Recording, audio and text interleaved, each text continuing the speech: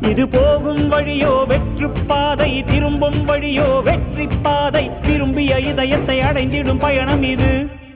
கடல் தாண்டும் பறவைக்கெல்லாம் வழியில் மரங்கள் கிடையாது.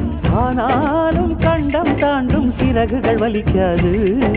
மலையேறும் எறும்பின் கால்கள் வெயிலை மிதித்து உடையாது. மனதோடு காதல் வந்தால் மனிதா தடையேது.